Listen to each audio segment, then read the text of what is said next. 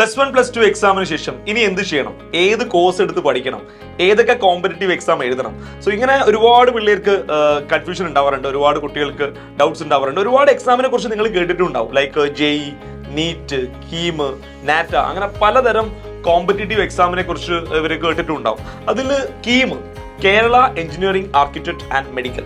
So ഈ ഒരു എക്സാമിനെ കുറിച്ചുള്ള വീഡിയോ ആണ് ഈ വീഡിയോ. നമ്മുടെ കേരളത്തിൽ തന്നെ വളരെ പ്രധാനപ്പെട്ട എഞ്ചിനീയറിംഗ് കോളേജുകളിലേക്ക്, അതായത് എഞ്ചിനീയറിംഗ് എന്ന് പ്രത്യേകം എടുത്തു പറയാൻ കാരണമുണ്ട്. എഞ്ചിനീയറിംഗ് കോളേജുകളിലേക്ക്, അതായത് 100%ഓളം നമുക്ക് പ്ലേസ്മെന്റ് തരുന്ന പ്രധാനപ്പെട്ട കോളേജുകളിലേക്ക് കേരള ഗവൺമെന്റ് വളരെ ആവേശത്തോടു കൂടി നടത്തുന്ന എക്സാമാണ് കീം. അപ്പോൾ ആരാണ് ഈ കീം എക്സാം എഴുതേണ്ടത്? കീം എക്സാം എഴുതേണ്ട കാര്യമാണ് ഞാൻ പറയുന്നത്. അപ്പോൾ കേരളത്തിലുള്ള എഞ്ചിനീയറിംഗ് കോളേജിൽ പഠിക്കണമെങ്കിൽ, കേരളത്തിലുള്ള എഞ്ചിനീയറിംഗ് കോളേജിൽ അഡ്മിഷൻ കിട്ടണമെങ്കിൽ ഈ കീം എക്സാം എഴുതിയിരിക്കണം. മാത്രമല്ല ഫാർമസി, ഓക്കെ, സോ ഫാർമസി കോളേജുകൾ, കേരളത്തിലുള്ള ഫാർമസി കോളേജിൽ പഠിക്കണമെങ്കിലും നിങ്ങൾ എഴുതേണ്ട എക്സാം ആണ് കീം എക്സാം. ഓക്കെ, ഇവിടെ കുട്ടികൾ എപ്പോഴും മിസ് ചെയ്യുന്ന വളരെ പ്രധാനപ്പെട്ട ഒരു പോയിന്റ് ഉണ്ട് സാറേ. അതായത് കേരളത്തിൽ എഞ്ചിനീയറിംഗിനും അതുപോലെ BPharm പഠിക്കാൻ ആഗ്രഹിക്കുന്ന കുട്ടികൾ കീമിന് എക്സാം എഴുതണം എന്നുള്ളത് യാഥാർത്ഥ്യമാണ്. പക്ഷേ മെഡിക്കൽ കോഴ്സുകളിലേക്ക്, അതായത് നമ്മുടെ പ്രധാനപ്പെട്ട MBBS, BDS, ഹോമിയോ, യുനാനി ഇങ്ങനെയുള്ള കോഴ്സുകളിലേക്ക്, ആയുർവേദ ഇങ്ങനെയുള്ള കോഴ്സുകളിലേക്ക് കേരളത്തിൽ പഠിക്കാൻ ആഗ്രഹിക്കുന്ന ആളുകൾ നിർബന്ധമായിട്ടും കീമിന് അപ്ലൈ ചെയ്തിരിക്കണം. അതിന് പ്രത്യേകമായിട്ട് അവർക്ക് പരീക്ഷ നമ്മൾ കേരളത്തിൽ നടത്തുന്നില്ലെങ്കിലും കീമിന് നിങ്ങൾ അപ്ലൈ ചെയ്താൽ മാത്രമേ എന്ത് ചെയ്യാൻ പറ്റുള്ളൂ, നമുക്ക് കേരളത്തിൽ ഇത് പഠിക്കാൻ പറ്റും. ഇത് ഒരു ഇമ്പോർട്ടൻ്റ് ആയിട്ടുള്ള പോയിന്റ് ആണ് ഇപ്പോൾ സാറ് പറഞ്ഞത്. ഒരുപാട് കുട്ടികൾക്കുള്ള കൺഫ്യൂഷൻ ആണ്. ഞാൻ എഞ്ചിനീയറിംഗ് എക്സാം എഴുതുന്നില്ല, ഓക്കെ, ഞാൻ എഞ്ചിനീയറിംഗ്, കേരളത്തിൽ എനിക്ക് എഞ്ചിനീയറിംഗ് അല്ല, ഞാൻ മെഡിക്കൽ മേഖലയിലേക്ക്, എനിക്ക് നീറ്റാണ് ഞാൻ എഴുതുന്നത്, അല്ലെങ്കിൽ എനിക്ക് MBBS-നാണ് സീറ്റ് വേണ്ടത്. അങ്ങനെയുള്ള ഞാൻ എന്തിനാണ് വെറുതെ കീമിന് അപ്ലൈ ചെയ്യുന്നത്? അല്ലെങ്കിൽ ഞാൻ നാറ്റ ആർക്കിടെക്ചർ മേഖലയിലേക്കാണ് പോകാൻ ആഗ്രഹിക്കുന്നത്, നാറ്റ എക്സാമാണ് ഞാൻ എഴുതുന്നത്. അങ്ങനെയാണെങ്കിൽ എന്തിന് ഞാൻ കീമിന് രജിസ്റ്റർ ചെയ്യണം? രജിസ്റ്റർ ചെയ്യുന്ന സമയത്ത് ഇതെല്ലാം അതിനെന്തിന് കാശ് കളയണം എന്നുള്ളൊരു ഡൗട്ട് എല്ലാ പിള്ളേർക്കും വരാറുണ്ട്. പക്ഷേ ഇതിന്റെ ഒരു കാര്യം എന്താണെന്ന് വെച്ചാൽ, നിങ്ങളിപ്പോൾ ഒരു നീറ്റ് എക്സാം എഴുതുമ്പോൾ, നീറ്റ് എന്ന് പറഞ്ഞാൽ ഒരു ഓൾ ഇന്ത്യ ലെവലിൽ നടക്കുന്ന ഒരു എക്സാം ആണ്. സോ ആ നീറ്റ് എക്സാം എഴുതുമ്പോൾ കേരളത്തിൽ ഒരു സ്റ്റേറ്റ് കോട്ട ഉണ്ട് 85%, ബാക്കി ഓൾ ഇന്ത്യ കോട്ട വരുന്നത് 15%. അപ്പോൾ ഈ 85% നിങ്ങൾക്ക് സീറ്റ് വേണമെങ്കിൽ, ഓക്കെ, അങ്ങനെയാണെങ്കിൽ നിങ്ങൾ കീമിൽ രജിസ്റ്റർ ചെയ്തിരിക്കണം. കാരണം കീം എക്സാം ആണ് നിങ്ങൾക്ക് കേരളത്തിൽ ഒരു റാങ്ക് നിങ്ങൾക്ക് ഉണ്ടാക്കി തരുന്നത് ഈ കീമിന്റെ എക്സാം വഴിയാണ്. കീമിന്റെ എക്സാം അല്ല, കീമാണ് അതിന്റെ കീമിൽ രജിസ്റ്റർ ചെയ്യുന്നത് കൊണ്ടാണ് നിങ്ങൾക്ക് കേരളത്തിൽ ഒരു റാങ്ക് വരുന്നത്. അല്ലെങ്കിൽ നിങ്ങൾക്ക് കേരളത്തിൽ അഡ്മിഷൻ കിട്ടാനുള്ള പ്രോബബിലിറ്റി കുറയും. കാരണം ആ 15%, ഓക്കെ, ജനറലായിട്ട് വരുന്ന ഈ 15%-ലാണ് നിങ്ങൾ അവിടെ കേരളത്തിന് വേണ്ടി അപ്ലൈ ചെയ്തത്. സോ സ്റ്റേറ്റ് കോട്ട 85% ഉണ്ട്. സോ ആ സ്റ്റേറ്റ് കോട്ടയിൽ നിങ്ങൾക്ക് കിട്ടണമെങ്കിൽ നിങ്ങൾ തീർച്ചയായിട്ടും നീറ്റ് എഴുതുന്ന പിള്ളേർ പോലും എന്തായാലും കീമിന് രജിസ്റ്റർ ചെയ്തിരിക്കണം.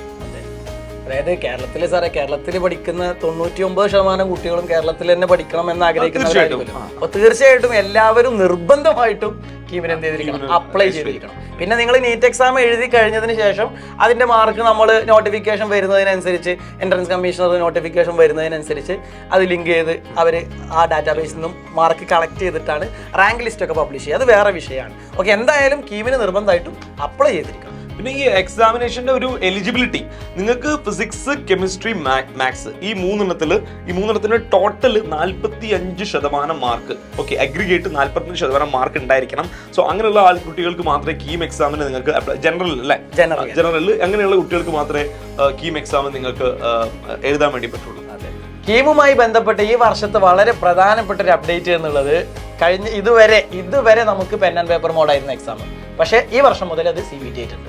ഒരു കമ്പ്യൂട്ടർ ബേസ്ഡ് ആണ് ഈ വർഷം മുതൽ കീമിന്റെ എക്സാം വരുന്നത്. എന്ന് മാത്രമല്ല വേറൊരു വ്യത്യാസം എന്താണെന്ന് വെച്ചാൽ, കീമിന്റെ നമ്പർ ഓഫ് ക്വസ്റ്റ്യൻസ് വളരെ കുറച്ചിട്ടുണ്ട്. അപ്പോൾ ഇതിന്റെ മുന്നേ കീം ഉണ്ടായത് 240 ചോദ്യങ്ങളായിരുന്നു. ബട്ട് ഇത്തവണ കീമിന്റെ എക്സാമിന് ഇനി അങ്ങോട്ട് അങ്ങനെ ആയിരിക്കും, മീൻസ് ഇത്തവണ മുതലാണ് അങ്ങനെ സ്റ്റാർട്ട് ചെയ്തത്. 150 ക്വസ്റ്റ്യൻസ്, 150 ക്വസ്റ്റ്യൻസ് ആണ് കീം എക്സാമിന് ഉള്ളത്. ബട്ട് ഇതിൽ വെയിറ്റേജിൽ യാതൊരു മാറ്റവും, മീൻസ് സബ്ജക്ട് വെയിറ്റേജിൽ ഇതിന്റെ മുന്നേ ഉണ്ടായിരുന്നു 5:3:2 എന്നുള്ള റേഷ്യോയിലായിരുന്നു. Like 5:3:2 means maths, physics, chemistry 5:3:2 ഈ റേഷ്യോയിലായിരുന്നു. അപ്പോൾ അതേ റേഷ്യോയിൽ തന്നെയാണ് ഈ 150 ക്വസ്റ്റ്യൻസ് ഇപ്പോഴും ഡിവൈഡ് ചെയ്ത് കിടക്കുന്നത്. അതായത് മാത്തമാറ്റിക്സിൽ നിങ്ങൾക്ക് 75 ചോദ്യങ്ങൾ ഉണ്ടാവും, ഫിസിക്സിൽ നിങ്ങൾക്ക് 45 ചോദ്യങ്ങൾ ഉണ്ടാവും, കെമിസ്ട്രിയിൽ നിങ്ങൾക്ക് 30 ചോദ്യങ്ങൾ ഉണ്ടാവും. അപ്പോൾ ഇതേ റേഷ്യോയിൽ തരുന്നത് തന്നെയായിരുന്നു ഇതിന് മുന്നേ ഉണ്ടായിരുന്നത്. അതിൽ കുട്ടികൾ ശ്രദ്ധിക്കേണ്ട ഒരു കാര്യം എന്താണെന്ന് വെച്ചാൽ, ഈ ഫാർമസി, ഞാൻ പറഞ്ഞല്ലോ, ഫാർമസിയും അത് എഞ്ചിനീയറിംഗും ഫാർമസിയും ഈ രണ്ടുപേരും കീം എക്സാം എഴുതേണ്ട ആൾക്കാരാണ്. അതിൽ ഫാർമസി എഴുതുന്ന പിള്ളേർ ഫിസിക്സ്, കെമിസ്ട്രി എക്സാം മാത്രം എഴുതിയാൽ മതി. അവർക്ക് മാത്സ് എക്സാം എഴുതേണ്ട കാര്യമില്ല. ഓക്കെ. അപ്പോൾ എഞ്ചിനീയറിംഗിന്റെ ആൾക്കാർ ഇത് ഈ എക്സാം എഴുതി കഴിഞ്ഞതിന് ശേഷം ഇവരുടെ നിങ്ങളുടെ റാങ്ക് വരുന്നത് എങ്ങനെയാണെന്നുള്ളത് ഒരു നിങ്ങളൊന്ന് അറിഞ്ഞിരിക്കേണ്ട കാര്യമാണ്. അത് കുറേ വർഷങ്ങളായിട്ട് ഇപ്പൊ നമ്മള് കേരളത്തിൽ നമ്മുടെ +2 മാർക്കും കൂടെ ആഡ് ചെയ്തിട്ടാണ് സത്യത്തിൽ നമ്മൾ റാങ്ക് ലിസ്റ്റ് പബ്ലിഷ് ചെയ്യുന്നത്. അതെങ്ങനെയാണെന്ന് +1ന്റെ കുറെ കുട്ടികൾക്കുള്ള ഡൗട്ടാണ് അത്. +2 മാർക്ക് മാത്രമേ കെമിസ്ട്രി മാത്സ് മാത്രമേ ഉള്ളൂ. എല്ലാവരും ചോദിക്കുന്നതാണ്, എപ്പോഴും ചോദിക്കുന്ന ഒരു സംശയമാണ്. അപ്പൊ അത് ആ മാർക്ക് അതിൽ പ്രധാനപ്പെട്ട ഒരു സംശയം എന്ന് പറഞ്ഞാൽ വ്യത്യസ്ത ബോർഡുകളാണല്ലോ നമുക്ക് നിലവിലുള്ളത്. അപ്പൊ ഈ മാർക്കുകൾ എങ്ങനെയാണ് ആഡ് ചെയ്യുക എന്നുള്ളതിനെ CBSE ബോർഡ് ഉണ്ട്, ICSE എന്ന് വന്ന പിള്ളേരുണ്ടാവും. അതെ, പല വ്യത്യസ്ത ടഫസ്റ്റ് എക്സാമുകളും അതിന്റെ റേഞ്ച് എല്ലാം മാറ്റുന്നുണ്ട്. അപ്പൊ അവര് ചെയ്യുന്നത് എന്താ വെച്ച് കഴിഞ്ഞാൽ പ്രധാനപ്പെട്ട നോർമലൈസേഷൻ എന്ന് പറഞ്ഞ ഒരു പ്രക്രിയയിലേക്ക് വിധേയമാക്കണം ഈ മാർക്കുകൾ. +2ന്റെ മാർക്ക് നോർമലൈസ് ചെയ്യും. അതെ, അപ്പൊ അതുകൊണ്ട് തന്നെ നമുക്ക് കുട്ടികളെ ഈക്വൽ ആയിട്ട് ആ ഒരു ഇക്വേഷൻ വെച്ച് നമുക്ക് കുട്ടികളെ ഈക്വൽ ആയിട്ട് കൺസിഡർ ചെയ്യാൻ പറ്റുന്നുണ്ട്. അതായത് +2ന്റെ മാർക്കിന്റെ 50% നമ്മുടെ എൻട്രൻസ് സ്കോറിന്റെ 50% നമ്മൾ എടുക്കും. പക്ഷെ വ്യത്യസ്ത ബോർഡുകളിൽ വ്യത്യസ്ത അവസ്ഥകളിലായിരിക്കും എക്സാമുകൾ ഉണ്ടാവുക. അപ്പൊ അതുകൊണ്ട് ഈ മാർക്കുകൾ നോർമലൈസേഷൻ വിധേയമായിട്ടായിരിക്കും നമുക്ക് ഫൈനൽ ഔട്ട്പുട്ട് കിട്ടുക. എന്നിട്ട് ഇത് രണ്ടും കൂടെ 50-50 എടുത്തതിന് ശേഷമാണ് റാങ്ക് ലിസ്റ്റ് പബ്ലിഷ് ചെയ്യുക. ഇനി കുട്ടികൾക്കുള്ള ഒരു കാര്യപ്പെട്ട ഡൗട്ടാണ്, ഒരു ഇമ്പോർട്ടന്റ് ഡൗട്ടാണ്, ഇതിന്റെ ഒരു ഡിഫിക്കൽട്ടി ലെവൽ. കീം എക്സാം എത്രത്തോളം ഡിഫിക്കൽട്ടാണ്? എല്ലാ വർഷവും ഇപ്പോൾ ഈ കഴിഞ്ഞ വർഷം 1,00,000 മേലെ പിള്ളേർ കീം എക്സാം എഴുതിയിട്ടുണ്ട്. അപ്പോൾ അതിൻ്റെ ഇടയിൽ ഞങ്ങൾക്ക് എങ്ങനെയാണ് ഒരു നല്ലൊരു എഞ്ചിനീയറിംഗ് കോളേജ് കിട്ടുമെന്നൊക്കെയുള്ളൊരു ഡൗട്ടുള്ള പിള്ളേരുണ്ട്. അപ്പോൾ കീം എക്സാമിനെ കുറിച്ച്, കീം എക്സാം ഒരുപാട് പിള്ളേർ അങ്ങനെ സീരിയസ് ആയിട്ട് എടുക്കാത്ത, ജെയ്ക്കോ അല്ലെങ്കിൽ നീറ്റിനോ കൊടുക്കുന്ന ഒരു ഇമ്പോർട്ടൻസ് കീം എക്സാമിന് പൊതുവെ കുട്ടികൾ കൊടുക്കാറില്ല. അപ്പോൾ അത്ര ഇമ്പോർട്ടൻസ് കൊടുക്കാത്തൊരു എക്സാം. ഞാൻ തന്നെ കീമിന്റെ ക്വസ്റ്റ്യൻസ് ഡിസ്കസ് ചെയ്യുന്ന സമയത്ത് കുട്ടികൾ എന്നോട് ചോദിക്കുന്നതാണ്, സാറേ ഇത്ര ഈസി ആയിരുന്നു കീം എക്സാം, ഇത്ര ഈസി ആയിട്ടുള്ള എക്സാം ആണോ നമ്മൾ സീരിയസ് ആയിട്ട് എടുക്കുക എന്നുള്ളത്. അപ്പോൾ നിങ്ങൾ ആ എക്സാം ഒന്നും സീരിയസ് ആയിട്ട് എടുക്കുക, പ്രീവിയസ് ഇയർ ക്വസ്റ്റ്യൻസ് എല്ലാം നോക്കുക, വളരെ ഈസി ആയിട്ടുള്ള ക്വസ്റ്റ്യൻസ് ആണ്.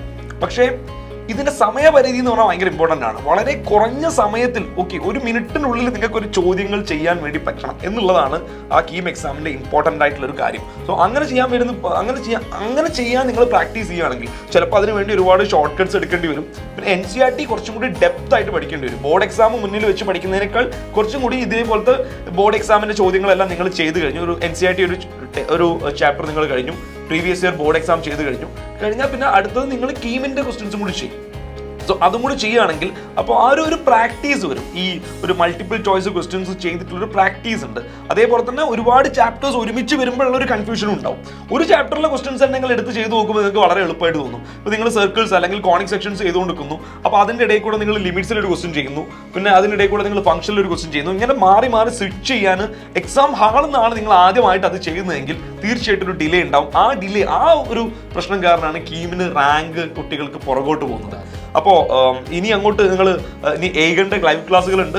ഏഗന്റെ ലൈവ് ക്ലാസ്സുകൾ ഈ കീമിന്റെ എക്സാമിനെയും കൂടി ഇതും കൂടി മുന്നിൽ കണ്ടിട്ടായിരിക്കും ഏഗന്റെ ലൈവ് ക്ലാസ്സുകളൊക്കെ ഉണ്ടാവുക. അപ്പോൾ നിങ്ങൾ ഈ ചാനൽ ഇതുവരെ സബ്സ്ക്രൈബ് ചെയ്യാത്ത ആൾക്കാരുണ്ടെങ്കിൽ തീർച്ചയായിട്ടും ഈ ചാനൽ ഒന്ന് സബ്സ്ക്രൈബ് ചെയ്യുക. ഏഗന്റെ ലൈവ് ക്ലാസ്സുകളെല്ലാം നല്ല കൃത്യമായിട്ട് നിങ്ങൾ അറ്റൻഡ് ചെയ്യുക. നമുക്ക് ഒരുമിച്ച് ശ്രമിക്കാം കീം എക്സാമിന് നിങ്ങൾക്ക് നല്ലൊരു കീം എക്സാം എഴുതി നല്ലൊരു കോളേജിൽ നിങ്ങൾക്ക് അഡ്മിഷൻ കിട്ടാൻ വേണ്ടിയിട്ട്.